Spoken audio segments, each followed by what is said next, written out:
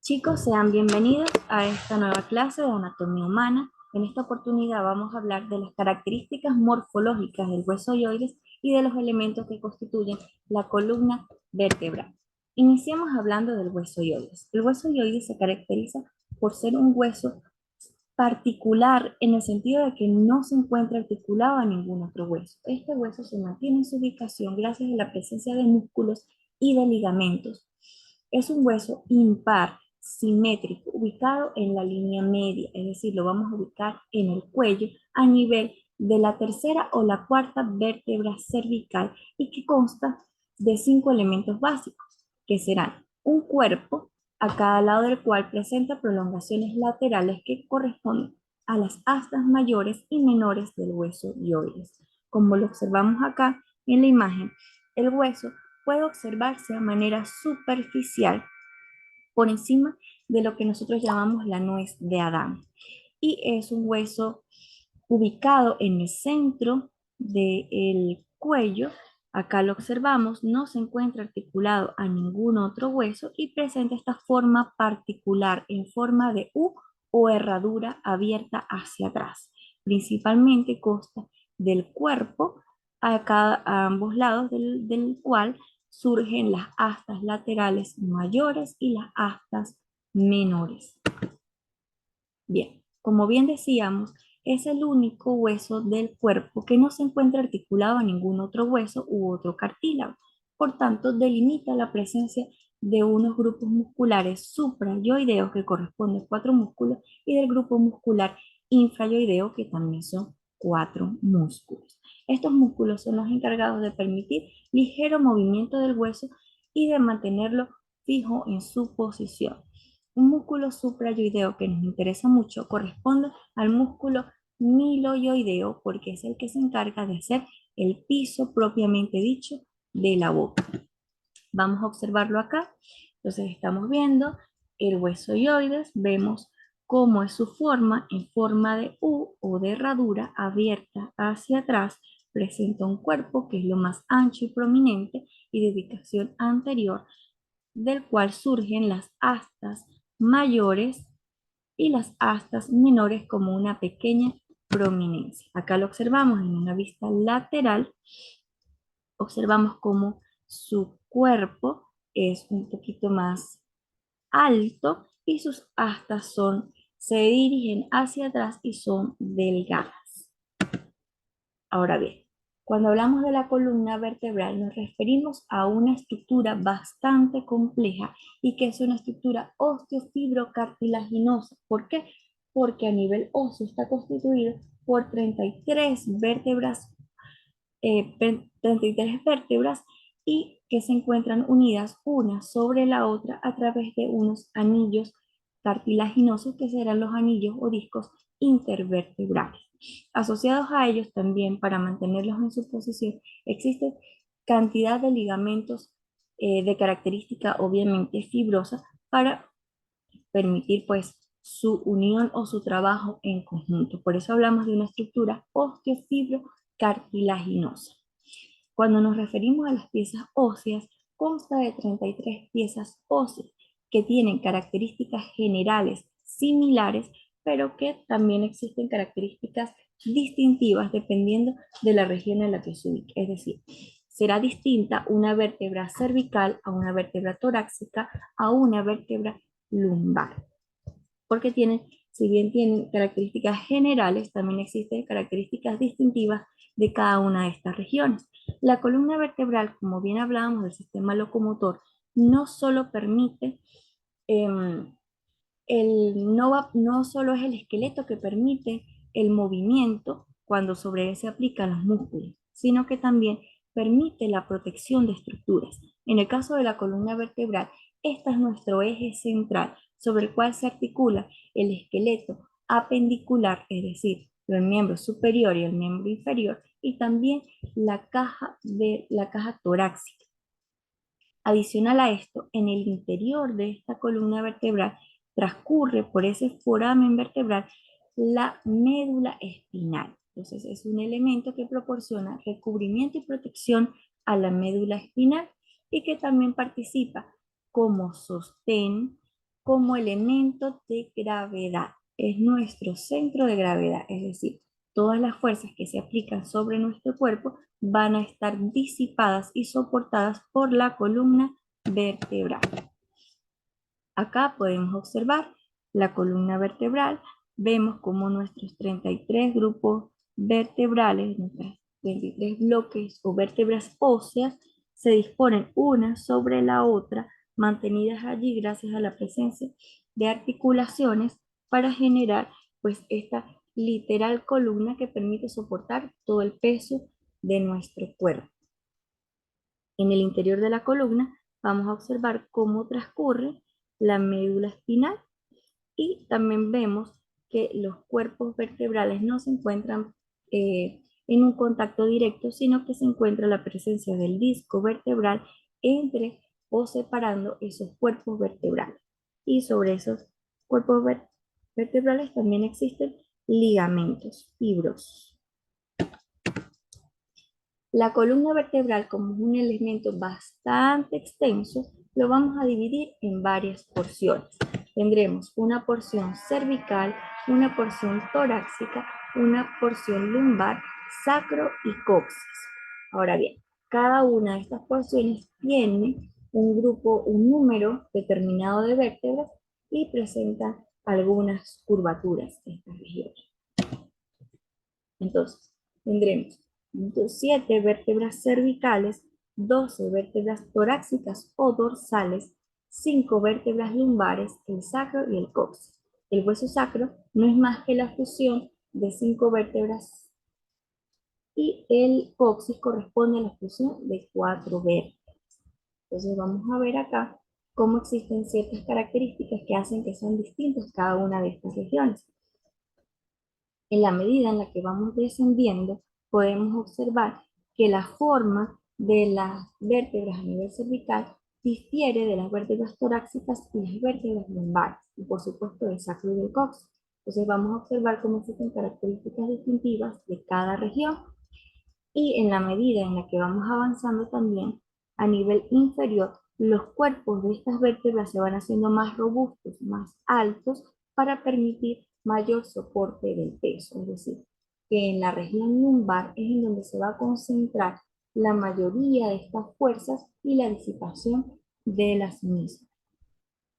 Acá tenemos una vista anterior de la columna vertebral. Esto será nuestra vista lateral, en la que podemos observar curvaturas fisiológicas, y observamos una curvatura cervical que es convexa a nivel anterior, una curvatura torácica que es cóncava, luego volvemos a tener una curvatura convexa a nivel lumbar y una curvatura cóncava a nivel de sacro y coxis. En la vista posterior observamos acá las apófisis espinosas de estas vértebras cervicales con sus respectivas apófisis transversas. Vemos también cómo no se encuentra en contacto directo un cuerpo vertebral con el otro, sino que entre ellos existen discos intervertebrales. Acá observamos entonces nuestras 7 vértebras cervicales, 12 vértebras torácicas o dorsales, 5 vértebras lumbares, el sacro y el coxis, y la presencia de nuestras curvaturas. Cada una de estas curvaturas entonces corresponderá a una región específica. Tenemos entonces la curvatura cervical, la curvatura torácica, lumbar y la curvatura sacra. Ahora bien, ya decíamos que las vértebras no son iguales en cada una de las regiones, y podemos observar acá que una vértebra cervical no se parece a la vértebra torácica ni mucho menos a sacrocoxis, por ejemplo. Entonces vamos a ver que cuando estudiamos vértebras vamos a estudiar características generales de todas, características particulares de cada región que permiten la identificación de cada una de estas vértebras y características individuales. Entonces, con respecto a las características generales, todas las vértebras van a tener cuerpo vertebral. Es el que se ubica a nivel anterior y el que se encarga de soportar el peso. Ese cuerpo vertebral o posterior a este cuerpo vertebral presenta el foramen vertebral. Esta es la apertura que permite el paso de la médula espinal. Luego tenemos las apófisis transversas. En las apófisis transversas es que vamos a encontrar la mayor cantidad de variaciones con respecto a las características distintivas de una región y otra. El pedículo, que es la estructura ósea que se encarga de unir el cuerpo vertebral con el resto de la vértebra. La lámina, que es de ubicación posterior y que se ubica para fusionarse en la línea media y formar la apófisis espinosa. Entonces, esas son las características generales de toda vértebra. Todas las vértebras tienen entonces cuerpo vertebral, pedículo, foramen vertebral, apófisis transversa, lámina y apófisis espinosa. Otra característica común de todas las vértebras y que permite la unión de una sobre la otra son las carillas articulares, es decir, tendremos carillas articulares superiores y carillas articulares inferiores, que nos permiten unirnos con la que está arriba y con la siguiente hacia abajo. Hablamos de las características particulares de cada región. Esto que estamos observando es una vértebra típica cervical. Esta vértebra se caracteriza porque su cuerpo vertebral es de forma rectangular, es decir, es ancho en sentido lateral, pero angosto en sentido antero-posterior. Por tanto, eso le da una forma rectangular. Su apófisis transversa, que es esto que estamos señalando con la flechita, es bituberculada. ¿Por qué? Porque tenemos un tubérculo anterior, un tubérculo posterior.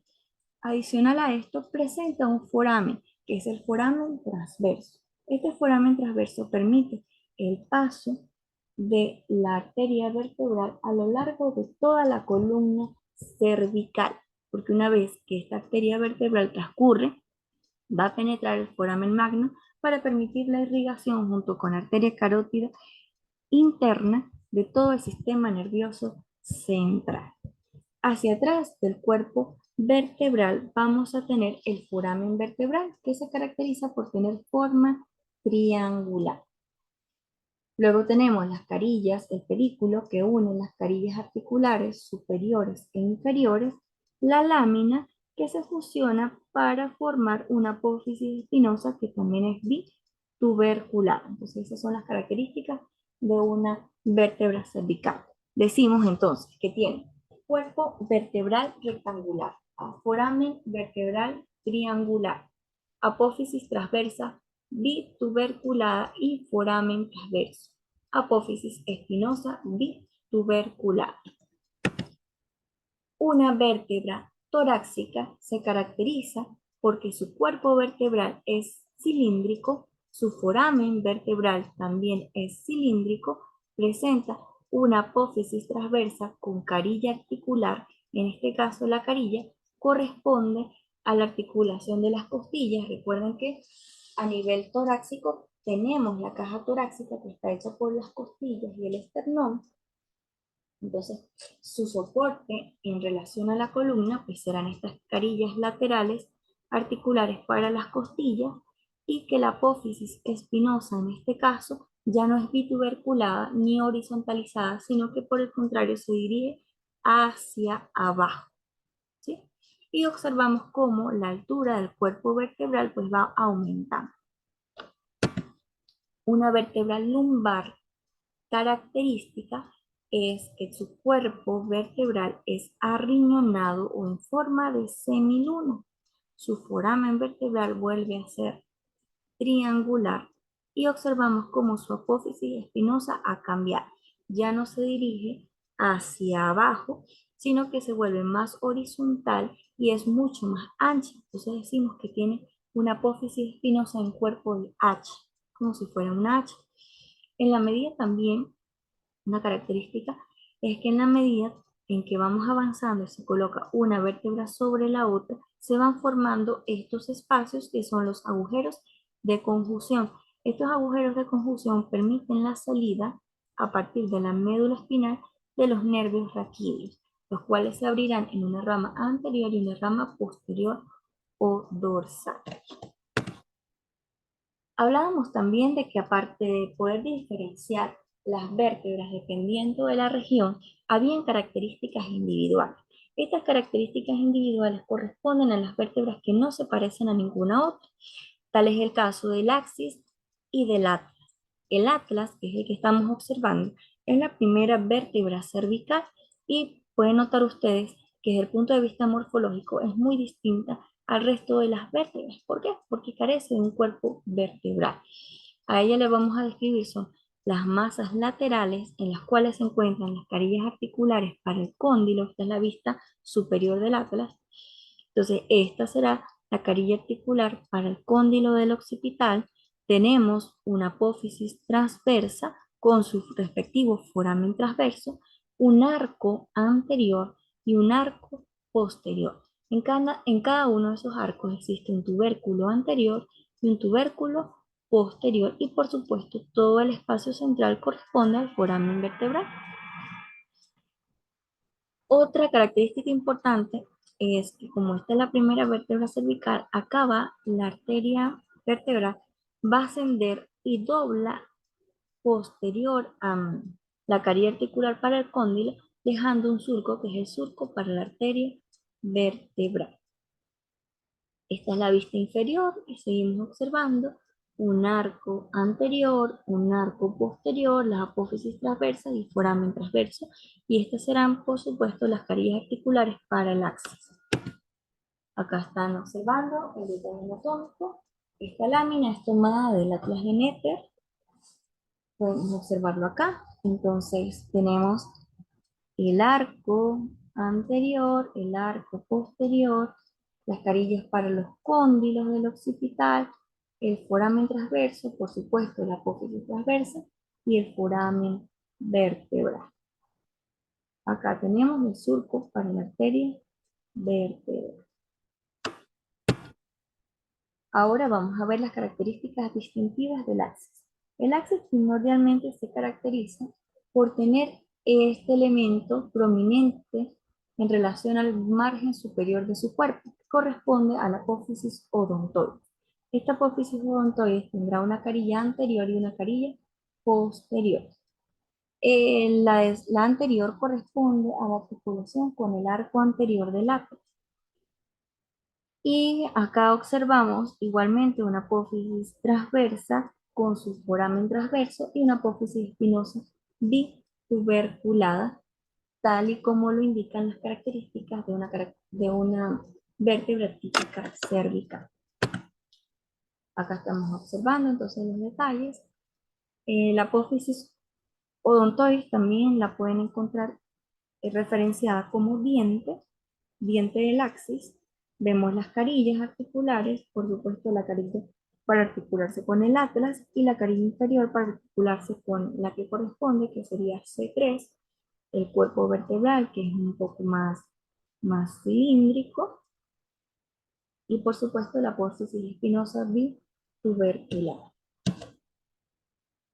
Acá estamos observando cómo se articulan estos grupos vertebrales. Sabemos que nuestra primera vértebra es esta que está acá, que es el atlas, que se articula con los cóndilos del occipital. Inmediatamente por debajo de ella viene el axis, después vienen las vértebras cervicales típicas. La articulación entre la apófisis odontoides del axis y el arco anterior del atlas se llama articulación atlanto-axoidea. Y ya la habíamos visto como un ejemplo de una articulación de tipo trocoide, porque recuerden que acá viene el ligamento del atlas que haría ese segmento cilíndrico para que nosotros podamos girar la cabeza de un lado a otro. Entonces la articulación responsable de que nosotros podamos decir que no es la articulación atlanto-axoidea, clasificada como una articulación de tipo sinovial y de tipo trocoide. En relación a las otras articulaciones, entre carillas articulares y carillas articulares, corresponden articulaciones de tipo sinovial, pero en este caso son artrodias planas, que solo permiten movimientos deslizantes ligeros. En las articulaciones vertebrales, digamos que son bastante amplias, porque así como tenemos estas articulaciones sinoviales, también tenemos articulaciones de tipo cartilaginoso, como en el caso de los discos intervertebrales que ustedes ya conocen, y articulaciones de tipo fibroso a través de la presencia de ligamentos como el ligamento longitudinal anterior, el ligamento amarillo y el ligamento supraespinoso. Si bien ya describimos las características propias de cada región, también existen algunas vértebras de transición, que son básicamente tres. Estas vértebras, como su nombre lo indica, son las que dan paso de una región a la otra, por tanto tenemos que tener características tanto de la vértebra superior como de la vértebra que le sigue. Entonces, las vértebras de transición serían C7, T12 y L5. C7, como lo vemos, tiene características de vértebra cervical, pero su apófisis espinosa se parece más a una vértebra torácica. Entonces ahí ya vemos la diferencia. T12 tiene su característica, también presenta la carilla articular para la costilla, pero vemos como la apófisis espinosa en ella ya es mucho más similar a una vértebra lumbar. Y L5, por supuesto, tendrá la carilla articular para el hueso sacro. Ahora, cuando hablamos del hueso sacro y del coxis, el sacro representa la fusión de 5 vértebras cervicales. Tenemos acá, visto por su cara anterior, los forámenes sacros. Acá tiene digamos, la muestra que correspondía a los cuerpos vertebrales. Esta estructura que estamos observando acá son las alas del sacro o los alerones sacros y las carillas articulares, por supuesto, para la articulación con el cinto. En la vista posterior observamos un poco más de detalle porque observamos la cresta sacra media hecha por las apófisis espinosas de las vértebras fusionadas, las crestas sacras laterales hechas por las apófisis transversas de las vértebras fusionadas, y en el interior de este hueso transcurre el canal sacro, que haría las mismas veces del foramen vertebral para el paso de la médula espinal. Acá tenemos el hiato sacro y las carillas articulares para la ubicación del coxis. En el coxis observamos cuatro vértebras fusionadas, 1, 2, 3 y 4, de las cuales la primera es la única que presenta o que intenta tener un parecido morfológico al resto de las vértebras, ya que a ella se le va a identificar el cuerpo, sus carillas articulares y una ligera apófisis transversa. Ahora, cuando hablamos de la presencia de curvaturas que determinaban la característica de cada una de estas regiones, cervicales, torácicas, lumbares y sacras, pues existen ciertas patologías que van a afectar estas curvaturas, bien sea porque exageran la curvatura o porque hay una curvatura anormal. En el caso de la escoliosis, es una curvatura anormal de las vértebras. Entonces se disponen, si bien se dispone una sobre la otra, existe una ligera desviación que hace una curvatura en forma de S itálica, lo que determina clínicamente que existan hombros desnivelados, es decir, un hombro por encima del otro, igualmente el nivel de la cadera esté desnivelado. Entonces a esta patología la vamos a llamar escoliosis.